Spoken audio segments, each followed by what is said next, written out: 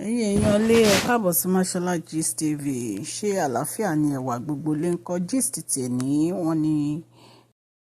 Wọ́n ní màmá wa Funke Felix. Wọ́n fi ọ̀rọ̀ ránṣẹ́ sí Kabiyesi o.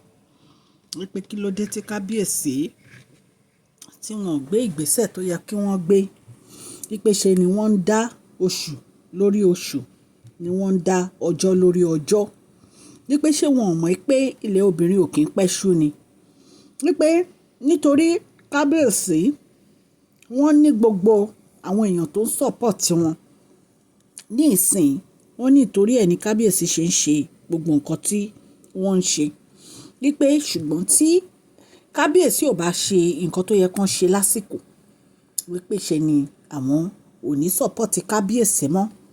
Wípé àwọn gangan làwọn máa sọ fún Queen NAOMI o, wípé kí wọ́n move lọ sí iwájú, kí wọ́n bẹ̀rẹ̀ sí gbé ìgbésẹ̀ lórí ọ̀rọ̀ ọlọ́kọ̀dé.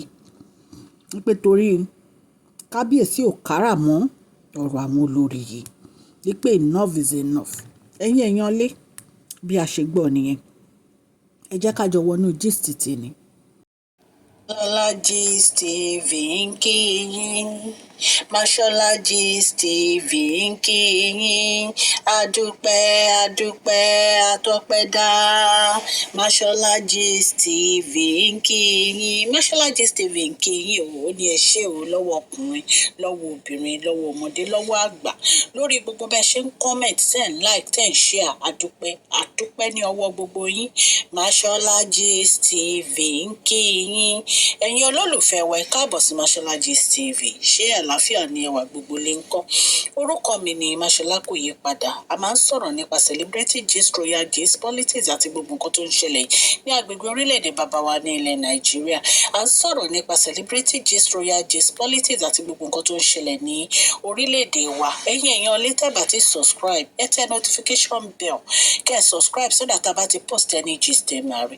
A ń sọ Yorùbá lórí channel yìí nítorí pé a fẹ́ gbàgbé àṣà àti èdè wa. Ẹ̀yin èèyàn lé à ń ṣe advert lọ́lọ́kùn òjọ̀kan lórí channel yìí, ẹ kàn sí wa ní Mashola Gist TV. Ọlọ́run Elédùmarè á bá mi gọ́wọ́ yín sókè o. Ọlọ́run Elédùmarè á bá mi ran gbogbo yín lọ́wọ́ o. Òkè òkè ni ọlá yín á máa lọ o. Ọlá yín ò ní lọ ìsàlẹ̀ láéláé. Wọ́n ní màmá wa Funke Felix, wọ́n sọ fún Kabiyesi wípé enough is enough o. Wípé kí ni Kabiyesi ń ṣe lórí ọ̀rọ̀ Queen NAOMI.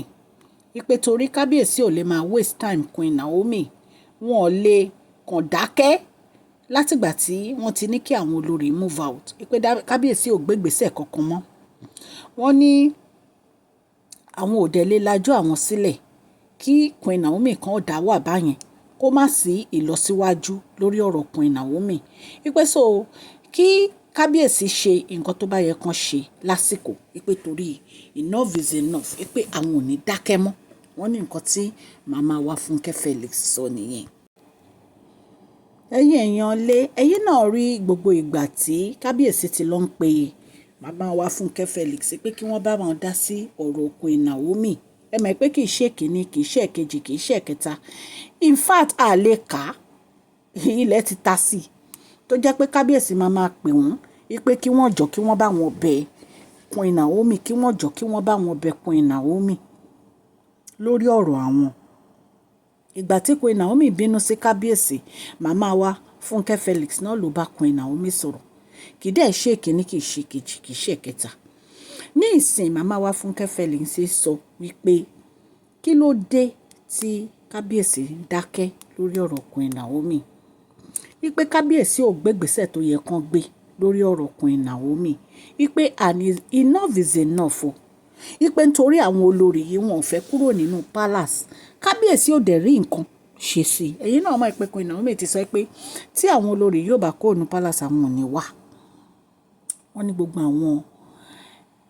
àwọn èèyàn ni wọ́n ti bá Kabiyesi sọ̀rọ̀, tí wọ́n dẹ̀ ti sọ fún wọn wípé kí wọ́n lọ ralé fún àwọn olórí kan wà ní ìta, so that ìyàwó wọn àtọmọ wọn á lè padà wá sínú palace. Kabiyesi ralé lóòótọ́, wọ́n move àwọn mọ́tò àwọn olórí lóòótọ́, ṣùgbọ́n olórí R àti olórí M wọn ò kúrò nínú palace o. wọ́n jókòó pa sínú palace ni o, in fact gan allegedly o bá ṣe gbọ́ wọ́n ní ṣe ni wọ́n ń sáré kìràkìrà kètèkètè kiri láti jẹ́ kí kábíyèsí kó má lè gbé ìgbésẹ̀ kankan láti mú wọn kúrò nínú palace. Nǹkan tá a gbọ́ nìyí. Wọ́n ní òkùnkùn lè borí ìmọ́lẹ̀. Gbogbo nǹkan téèyàn bá ṣe láyé yìí àṣírí onítàn máa tú sí ọwọ́ Ọlọ́run ni tó bá ti jẹ́ ibi. Tó bá ti jẹ́ pé ẹni tó fẹ́ kọjú ìjà sí Queen Naomi àṣírí wọn máa tú ni. Ẹ̀yin èèyàn lé lóòótọ́ allege ni gist ṣùgbọ́n there is element of truth ńbẹ̀. The element of truth tó dẹ̀ wà ńbẹ̀ ni pé màmá wa Funke Felix wọ́n jẹ́ èèyàn kan tó yẹ pé wọ́n close mọ́ kábíyèsí dáadáa. Wọ́n jẹ́ èèyàn kan tó yẹ pé kábíyèsí ló máa ń bá ní gbogbo ìgbà wípé kí wọ́n bá wọn gbàdúrà, kí wọ́n bá wọn bá Queen Naomi sọ̀rọ̀, kí wọ́n bá wọn ṣèyí lórí ọ̀rọ̀ Queen Naomi. Ẹ̀yin náà dẹ̀ mọ̀ pé kì í ṣe ní kì í ṣe àná ni màmá wa Funke Felix ní try láti jẹ́ kí wàhálà tó wà ní àárín kábíyèsí àti Queen Naomi kan parí. Kí wọ́n kó parí. Ìdùnnú màmá wa ò ní kí Queen Naomi wá sí inú palace pẹ̀lú Tadéníkàwò. A máa lọ o. Nǹkan tí màmá wa dẹ̀ ń ṣe lọ́wọ́lọ́wọ́ ò ní pé kí kábíyèsí tètè kan dìde kí wọ́n gbé ìgbésẹ̀. Ẹ̀yin èèyàn lé ẹ jẹ́ ká polówó fún collection center store. Collection center store wọ́n ń ta bàtà palm slippers sandal kò sí bàtà tẹ́ fẹ́ nírúurú kọ́lọ̀ oríṣiríṣi Italian shoe tó jẹ́ pé tẹ́ bá wọ̀ ilẹ̀ ò ní já kò ní bàjẹ́ bó bẹ́ẹ̀ ṣe rà lẹ̀ ṣe máa bà. Ẹ bá wọn rajà ní collectioncenterstore@gmail.com. Ẹ̀yin èèyàn lé wọ́n ń ta designer shoe and bag, wọ́n ń ta Italian gold 14 and 18 karat gold. Ẹ bá wọn rajà, ẹ bá wọn ra bàtà, ẹ bá wọn ra jewelry, ẹ bá wọn ra gold, ẹ bá wọn ra palm slippers gbogbo ẹ̀ ni wọ́n ń ta. Ìkàn sí wọn ní collectioncenter@gmail.com. Ọlọ́run á ràn gbogbo wa lọ́wọ́. Bẹ́ẹ̀ náà ni à ń polówó fún Royal Beauty Good and Store. Royal Beauty Good and Store. Ẹ bá wọn ra fìlà. Ẹ kàn sí wọn ní Royal Beauty Goods and Store@gmail.com. Wọ́n ń ta fìlà òfì èyí tẹ́ lè dé sí oríṣiríṣi aṣọ tẹ́ bá wọ̀ kaftan ní agbádá ní àdìrẹ ní gbogbo nǹkan kí nǹkan ìró àti bùbá ní òfì tẹ́ lè dé. Ẹ máa dé sí àwọn aṣọ yìí ṣe ló máa dàbí ẹni pé ewé gèlè ẹ ní láti stress ara yín. Ẹ bá wọn ra gbogbo àwọn fìlà yìí ní Royal Beauty Goods and Store@gmail.com. Ọlọ́run á ràn gbogbo wa lọ́wọ́ o, àmín.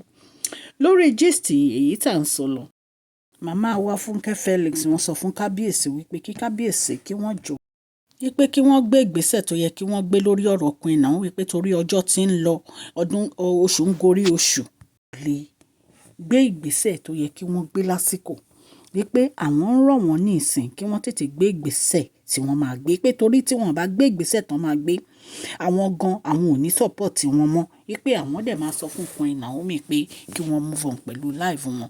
So ní ìsìn màmá wa Funke Felix sọ fún kábíyèsí wípé kí wọ́n tètè kí wọ́n ṣe nǹkan tó yẹ kí wọ́n ṣe wípé torí ọjọ́ ń lọ wípé àwọn ò dẹ̀ ní lajú àwọn sílẹ̀ kí tàlùbọ́ kò wọ̀ pé torí Queen Naomi bí ọmọ ni àwọn ṣe mú Queen Naomi ipe spiritual daughter wọn ni ipe so àwọn òde ní fẹ́ nǹkan tó máa da ìrìn àjò Queen Naomi rú.